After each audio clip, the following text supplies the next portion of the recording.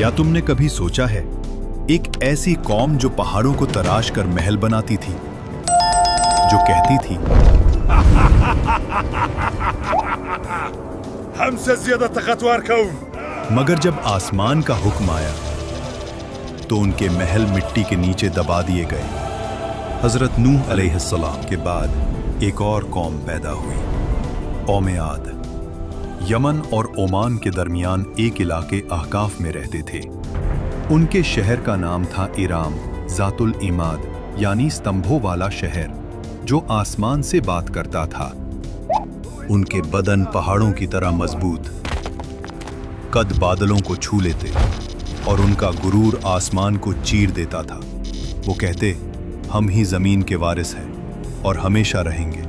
अखाफ की रेत में उनके शहरी इलाके दूर दूर तक फैले हुए थे।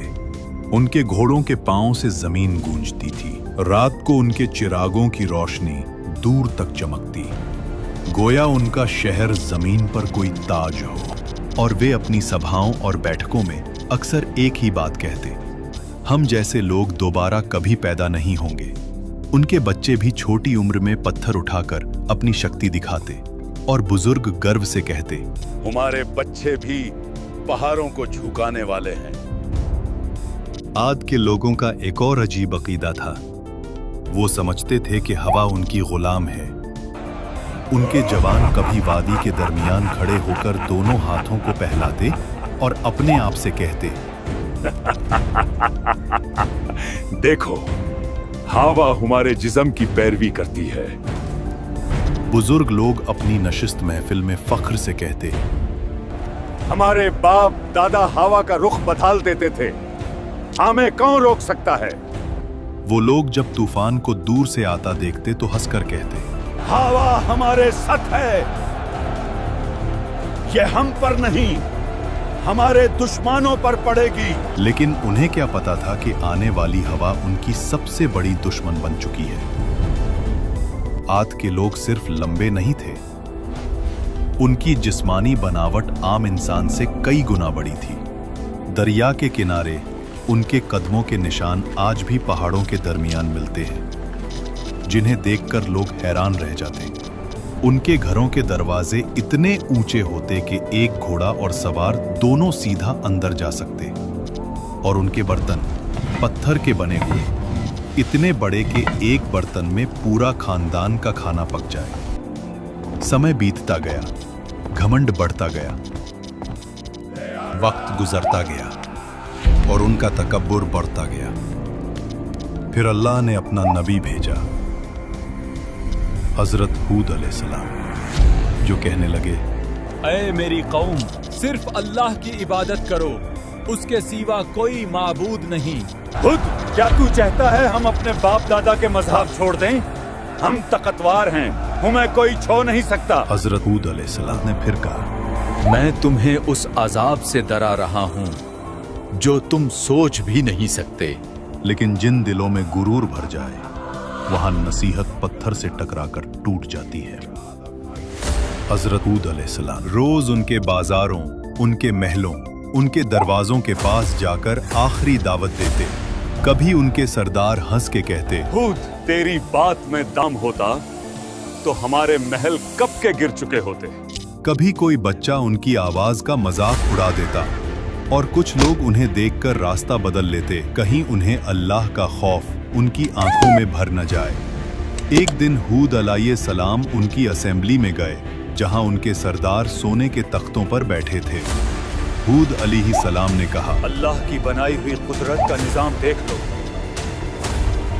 तुम्हारी ताकत कुछ भी नहीं। मगर उनके सरदार हंस पड़े। ये छोटे वादे बंद कर, अगर अजाब आता है तो हम अपनी ताकत से उसे रोक लेंगे।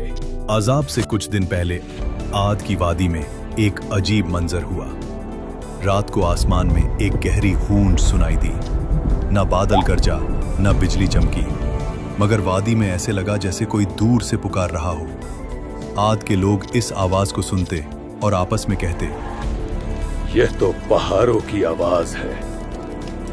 हजरत हूद अलैहिस्सलाम जो कहने लगे, ये रहमत की पुकार नहीं, ये तंबे है। दूसरी रात जमीन हल्की सी हिली, मगर इतनी कम कि सिर्फ जानवर बेचैन हुए।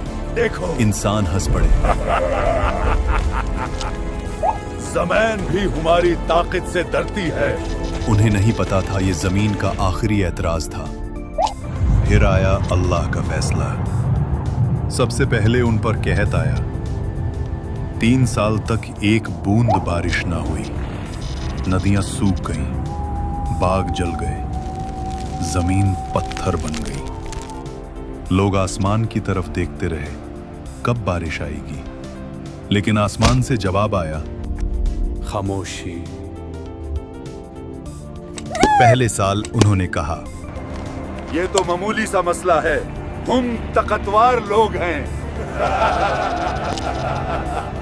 दूसरे साल प्यास ने उनकी जुबानें सुखा दी। खाली मटके दीवारों से टकराते, जानवर प्यास की वजह से गिरने लगे। तीसरे साल आद की जमीन से वो हंसी, वो फक्र, वो आवाज ही गुम हो गई जो कभी आसमान को टकराने का दावा करती थी।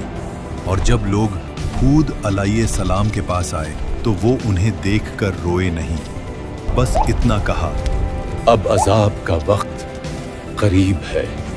फिर एक दिन 3 बादल नजर आए, एक लाल, एक सफेद और एक स्याह।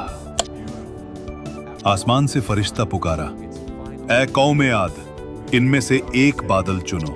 सरबराहों ने हंसकर कहा, काला बादल, उसमें पानी है, रहमत है। मगर उन्हें क्या पता, उस बादल में रहमत नहीं, कहर छुपा था। आसमान स्याह हो गया, हवा ठंडी हुई, लोग नाचने लगने, चिल्लाने लगने। देखो, बारिश आ गई। लेकिन वो पानी नहीं था, अजाब का तूफान था। पहला झोंका आया, धूल और पत्थर उड़ गए। आंधी के हर झोंके में उन्हें लगता कि हवाएं उनका नाम मिटा रही हैं। दूसरा झोंका, पेड़ गिर गए, जानवर उड़ गए। उनकी सारी मूर्तियां, उनका सारा फखर, उनके बाग, उनका शहर, सब हवा में बिखर रहा था। रात को लोग अपने बच्चों को बाहों में दबा लेते, मगर आंधी उनकी चीखों से ज्यादा तेज चलती। तीसरा झोंका, इंसान हवा में छिन्न गए। उनके महल्लात जो कभी सुतूनों पर आसमान से बात करते थे, अब रेत के नीचे गल गए। 7 रात और 8 दिन तक वो तूफान चलता रहा। आसमान गरजता रहा, जमीन कांपती रही। उनके महल, उनकी शान, सब मिट्टी में मिल गई।